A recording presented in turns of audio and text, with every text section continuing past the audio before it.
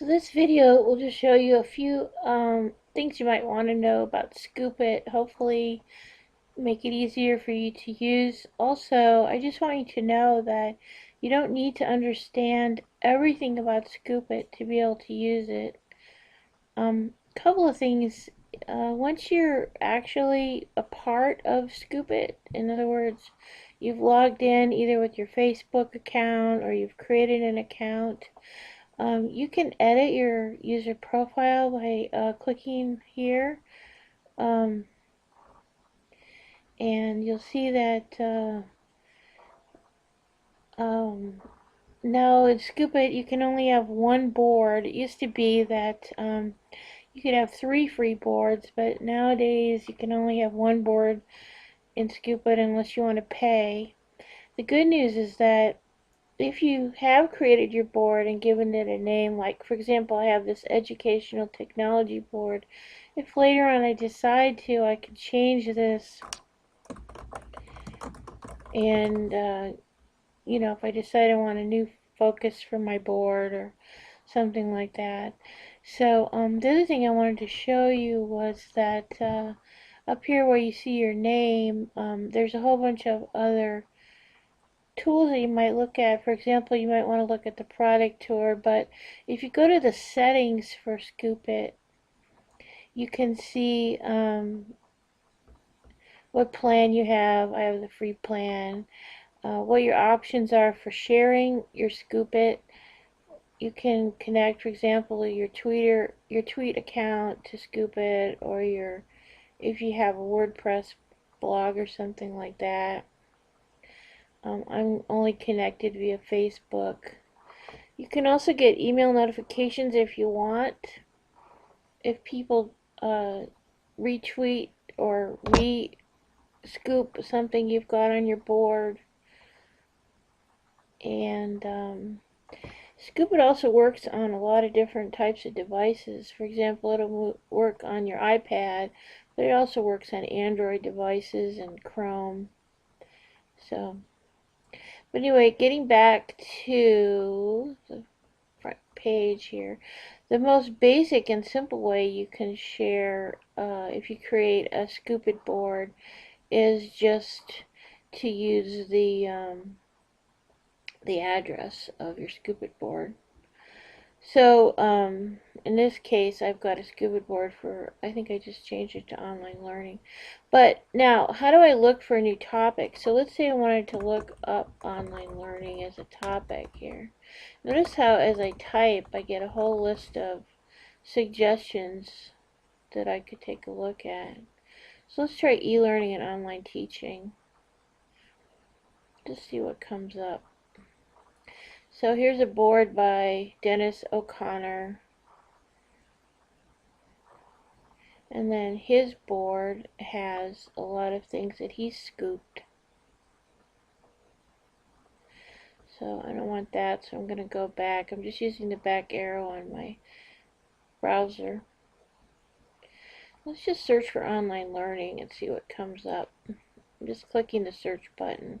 So now what I'm going to see is a whole lot of different posts or scoops from different people. And so here's an MIT study. Maybe I might want to put this on my board. All I have to do is click Scoopit, and I'll get a new pop-up. Now, one thing you might want to think about doing is whenever you gather a resource using Scoopit, you might want to include tags. Tags help you find things later on. So right now the tags for this are face-to-face, MOOCs, effective learning, online courses, and teaching. So I can also get rid of some tags if I don't like them. And then how about if I put e-learning as a tag? So that's going to become a tag now. And then I'm just going to click publish, and it's going to, if I want, I can go back to my board, and now I should see that thing right here. So just think of your board as almost like a virtual bulletin board where you can tack things up. So I've just tacked up this online learning thing here. Now, I've also got a toolbar up here called suggested content. If I click on the down arrow right here, I'm going to see all sorts of suggested content in this thing. So let's get rid of this Moodle one I've got here. And I'm going to put online learning. And let's see what comes up.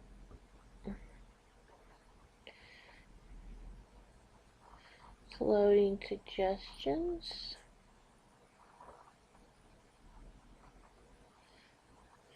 And I get a whole bunch of different things. So this is a YouTube video.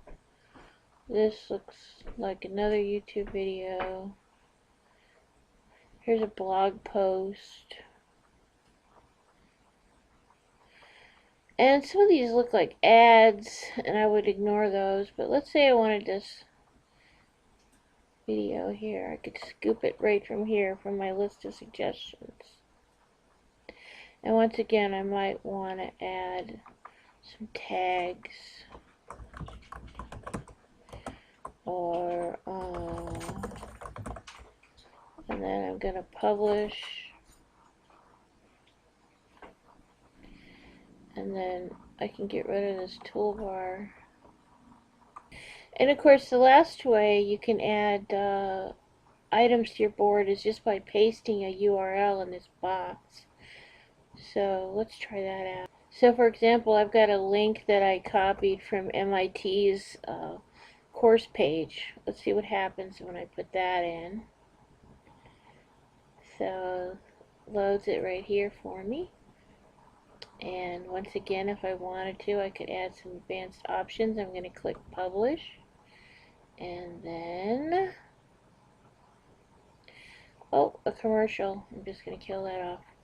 So now I've got a link I added from MIT. I've got the YouTube that I added.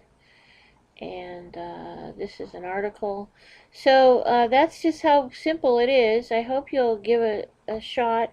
Just try to add 3 or 4 or 5 things. You can really actually go pretty crazy in terms of there's so many resources that in 5 minutes you could add 100 things practically to your board. So I hope you will find some good things that will add value to your students' experience.